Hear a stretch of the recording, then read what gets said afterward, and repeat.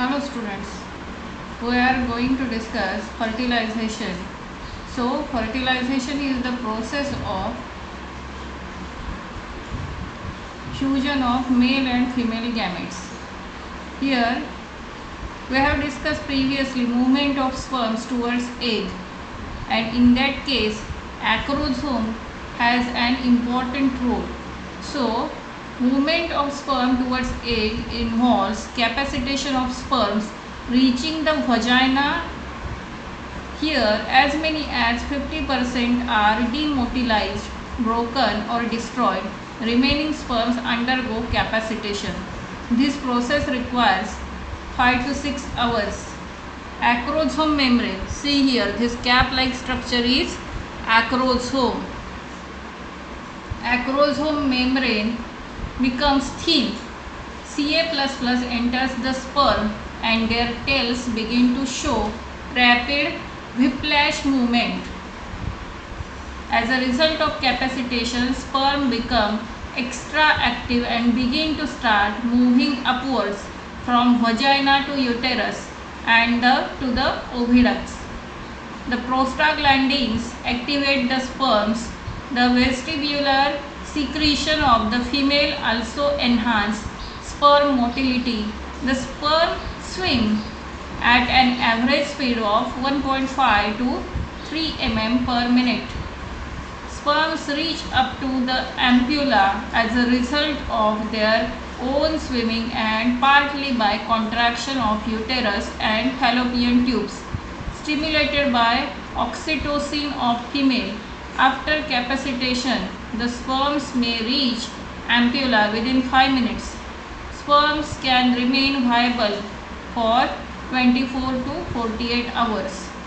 Now, we will discuss entry of sperm into egg. This is structure of egg.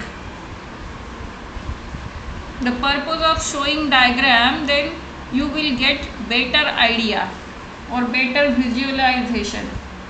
This part we have completed previously, structure of sperm and structure of egg, but you will get confused without seeing the diagram. So just see the diagrams, their names, and get clearer idea.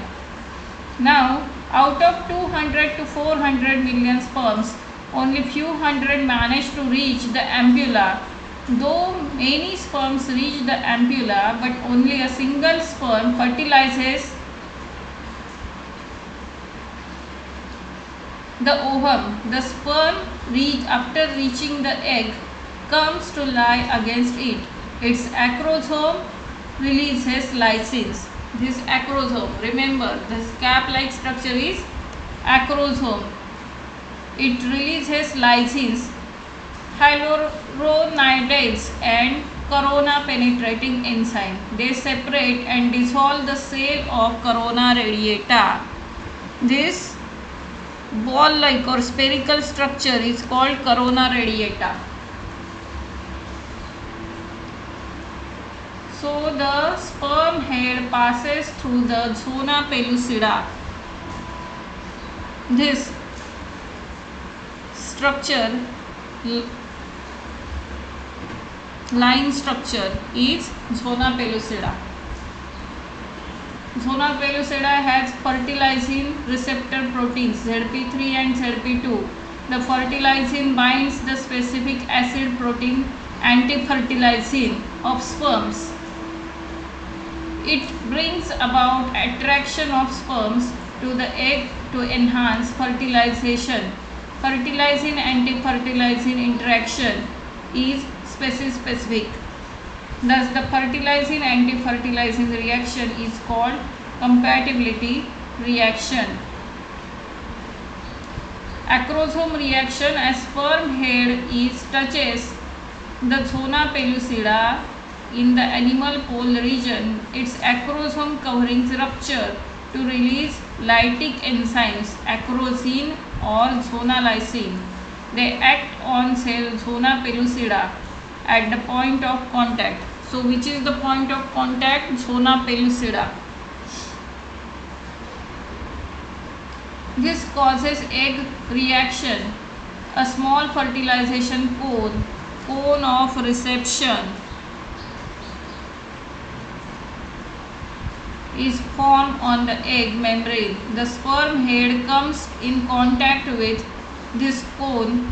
It results in production of a weak wave of depolarization. Plasma membrane of both cells dissolve at the point of contact.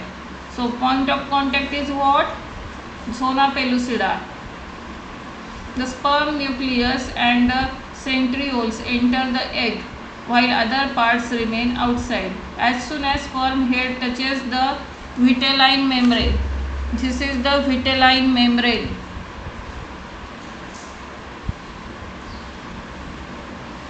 into fertilization membrane by deactivating the sperm receptors of zona pellucida. A distinct perivitelline space, this is perivitelline space, is created around the fertilization membrane. This prevents further entry of other sperms into egg, that is polyspermy.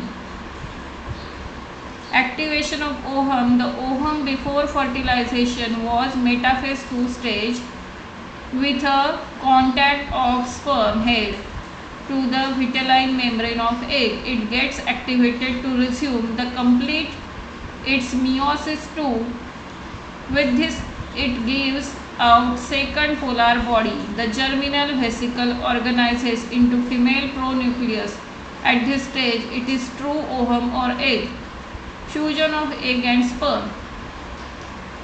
The coverings of male and female pronuclei degenerate, allowing chromosomal pairing.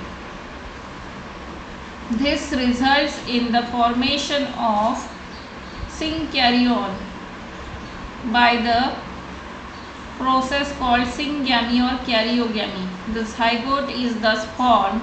The proximal centriole received from the sperm helps in the formation of synkaryon spindle and cleavage of cell into two blastomeres.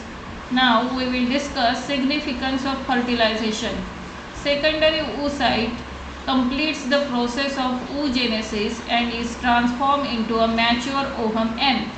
The diploid chromosome number is restored in the zygote by the process of syngamy.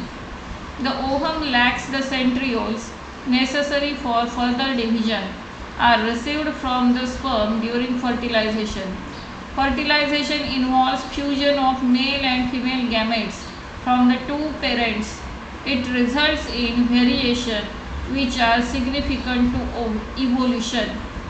Sex of the offspring is determined. So this is all about fertilization, human fertilization.